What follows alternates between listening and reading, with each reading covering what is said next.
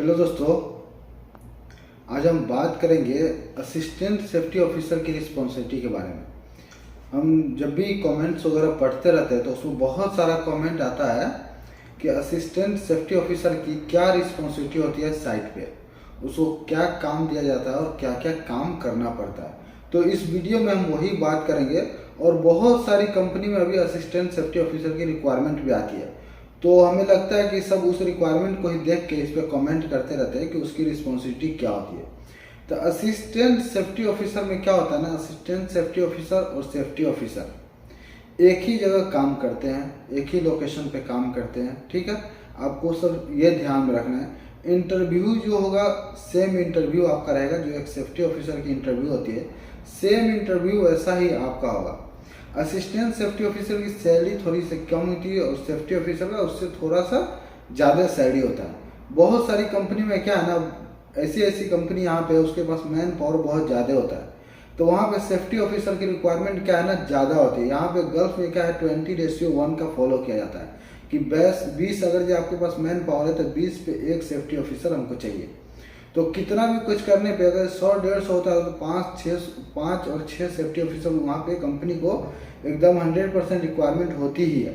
तो इस रेशियो को फुलफिल करने के लिए असिस्टेंट सेफ्टी ऑफिसर का रिक्वायरमेंट डालना पड़ता है कंपनी को, सिर्फ क्या सैलरी को कम करने के लिए। सैलरी जो होता है ना, सेफ्टी ऑफिसर को थोड़ा ज़्यादा सैलरी होता है। जिस कंपनी में मान लें कि 10 सेफ्टी ऑफिसर चाहिए, 15 सेफ्टी ऑफिसर चाहिए, तो सबको एक साथ उतना जल्दी उतना ज़्यादा सैलरी देना मतलब पॉसिबल नहीं होता कंपनी के लिए। तो इसके लिए असिस्टेंट सेफ्टी ऑफिसर का रिक्वायरमेंट होता है और असिस्टेंट सेफ्टी ऑफिसर में उससे आपको 500 रियाल, 600 रियाल, 800 रियाल, 1000 रियाल सेफ्टी ऑफिसर से कम होता है। जहाँ पर सेफ्टी ऑफिसर को पे करना पड़ता है 4000 रियाल, तो वहाँ पर असिस्टेंट सेफ्टी ऑफिसर को 2000 रियाल ही पे करना होता है। तो इसके लिए कंपनी रिक्वायरमेंट निकालती है असिस्टेंट सेफ्टी ऑफिसर का। और असिस्टेंट सेफ्टी ऑफिसर का रिस्पॉन्सिबिलिटी जो साइट पे होता है एवरी डे के जैसे जैसे सेफ्टी ऑफिसर का रिस्पॉन्सिबिलिटी होता है सेम होता है। और सिर्फ आपका क्या है, कॉन्ट्रैक्ट पेपर में असिस्टेंट सेफ्टी ऑफिसर लिखा होता है, लेकिन जब क्लाइंट को कंपनी शो करती है, जब क्लाइंट के पास आपको लेके जाएगी तो वहाँ पर देखेंगे आपको एज ए सेफ्टी ऑफिसर ही प्रेजेंट करेगा कि ये हमारा न्यू सेफ्टी ऑफिसर है। वहाँ पे नहीं बोला जाएगा कि आप एक असिस्टेंट सेफ्टी ऑफिसर है। तो ये हो गया। और जहाँ तक की रिस्पॉन्सिबिलिटी की बात होती है तो साइट पे क्या है, रिस्पॉन्सिबिलिटी जो होती है वो सेम होती है जो सेफ्टी ऑफिसर का होता है। बस ये है कि आपको उतना बर्डन नहीं दिया जाता है। असिस्टेंट सेफ्टी ऑफिसर को कोई भी डॉक्यूमेंट का काम होता है तो वो सेफ्टी ऑफिसर को दिया जाता है और असिस्टेंट सेफ्टी ऑफिसर को हमेशा साइट पे रहना होता है और जॉब देखना होता है। जैसे सेफ्टी ऑफिसर हमेशा साइट पे ही रहता है और जॉब देखता है, तो ऐसे ही असिस्टेंट सेफ्टी ऑफिसर भी साइट पे होता है और जॉब देखता रहता है। ठीक है, कभी कभी क्या है, जो साइट पे चेकलिस्ट भरा जाता है, जैसे फायर एक्सटिंग्विशर का चेकलिस्ट हो गया या कुछ टूल्स एंड टेकल्स का चेकलिस्ट हो गया या फुल बॉडी हार्नेस का चेकलिस्ट हो गया, ठीक है ना। तो ये चेकलिस्ट हो गया या वेल्डिंग मशीन का चेकलिस्ट हो गया या ग्राइंडिंग मशीन का चेकलिस्ट हो गया। तो ये सब चेकलिस्ट जो होता है ना, ये चेकलिस्ट वगैरह को फिल करना और चेकलिस्ट वगैरह को भरना, उसको प्रिपेयर करना वो असिस्टेंट सेफ्टी ऑफिसर करता है। जिसके लोकेशन पे जो भी इक्विपमेंट रहता है, जो टूल्स एंड टेकल्स रहता है, उसका वो खुद रिस्पॉन्सिबल होता है।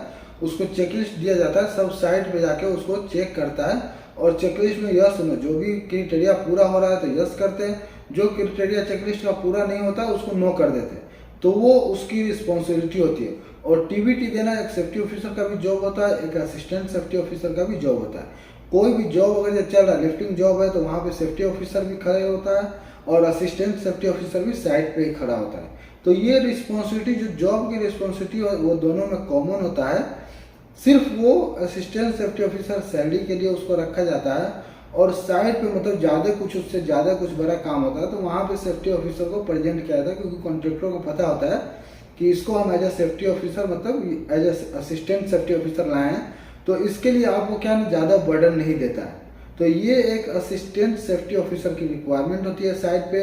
असिस्टेंट सेफ्टी इंटरव्यू आपका जो रहेगा ना वो सेम रहेगा, क्वालिफिकेशन जो आपका सेम आएगा। असिस्टेंट सेफ्टी ऑफिसर को भी निबोस आईजी से चाहिए और सेफ्टी ऑफिसर को भी निबोस आईजी से चाहिए, ठीक है ना। इंजीनियरिंग बैकग्राउंड कभी कभी मांगता है, कभी बीएससी मांगता है बैकग्राउंड, कभी 12th पे भी लेके आता है, तो ये बैकग्राउंड वगैरह सही है, लेकिन क्वालिफिकेशन दोनों का जो होता है ना वो सेम होता है। सेफ्टी ऑफिसर का क्वालिफिकेशन सेम होता है, असिस्टेंट सेफ्टी ऑफिसर की क्वालिफिकेशन भी सेम होती है, रिस्पॉन्सिबिलिटी भी दोनों का सेम होता है। और इंटरव्यू जब लिया जाएगा, क्लाइंट जब इंटरव्यू लेने आता है तो जो सेफ्टी ऑफिसर से क्वेश्चन किया जाता है वही असिस्टेंट सेफ्टी ऑफिसर से भी क्वेश्चन किया जाता है। तो ये आपको ध्यान रखना है कि एज अ सेफ्टी ऑफिसर अगर जो आप अप्लाई कर रहे हैं या अगर as a assistant safety officer apply कर रहे हैं तो इंटरव्यू के लिए आपको फुल प्रिपेयर रहना होगा एज अ सेफ्टी ऑफिसर ही, क्योंकि क्वेश्चन जो होता है इंटरव्यू का वो सेम होता है। असिस्टेंट सेफ्टी ऑफिसर के लिए कोई भी डिफरेंट क्वेश्चन नहीं होता है, क्योंकि जब असिस्टेंट सेफ्टी ऑफिसर और सेफ्टी ऑफिसर दोनों की रिस्पॉन्सिबिलिटी सेम होती है और साइड पे भी दोनों का सेम वो देखना होता है, जो भी काम देखना होता है सब सेम देखना होता है। तो इंटरव्यू भी उसी रिलेटेड क्वेश्चन आपसे पूछा जाएगा, जो सेफ्टी ऑफिसर का क्वेश्चन होता है वही असिस्टेंट सेफ्टी ऑफिसर का क्वेश्चन सेम होता है इंटरव्यू। तो इंटरव्यू प्रिपरेशन आपको सेम सही से करना पड़ेगा, अच्छे से पढ़ाई करना पड़ेगा कि आपको अगर जो अपॉर्चुनिटी मिलता है तो वो बाईपास नहीं होना चाहिए आपसे।